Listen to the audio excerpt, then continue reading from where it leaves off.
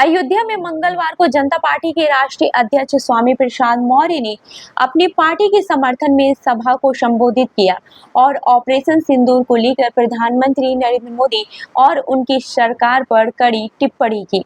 उन्होंने कहा कि ऑपरेशन सिंदूर को लेकर बड़ी उम्मीदें थी, लेकिन यह उम्मीदें जल्द ही टूट गई क्योंकि पाकिस्तान में एक भी आतंकवादी नहीं मारा गया।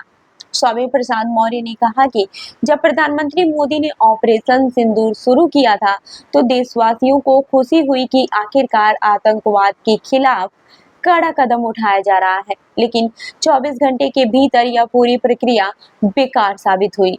उन्होंने आरोप लगाया कि बहनों का सम्मान करने की बजाय उनका अपमान किया गया और ऑपरेशन के नाम पर जनता को धोखा दिया गया।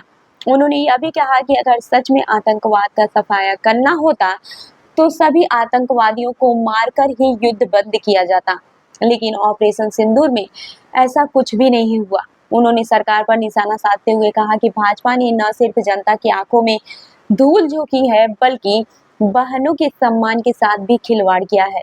स्वामी प्रसाद मौर्य ने भाजपा की चाल और चरित्र को जनता के बीच बेनकाम करने का संकल्प भी जताया।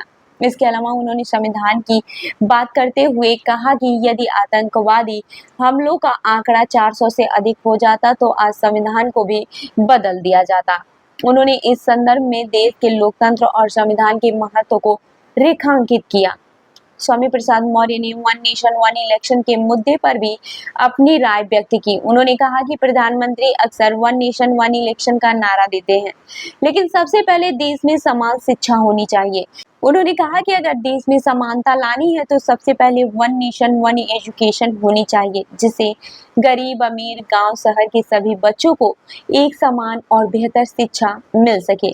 अयोध्या के लोगों को भी बधाई देते हुए मौर्य ने कहा कि उन्होंने इस बार 400 का आंकड़ा पार नहीं होने दिया और भाजपा को बैसाखी पर खड़ा कर दिया। इस मौके पर उन्होंने साफ कहा कि देश में शिक्षा का स्तर सुधारना सबसे जरूरी काम है ताकि देश का हर बच्चा आगे बढ़ सके। स्वामी प्रसाद मौर्य की इस गंभीर टिप्पणी ने अयोध्या की राजनीति में नया मोड़ ला दिया है और ऑपरेशन सिंदूर को लेकर चल रही बहस को और भी तेज कर दिया है। तो इस खबर पर आपकी क्या राय है, हमें कमेंट करके जरूर बताएं। धन्यवाद।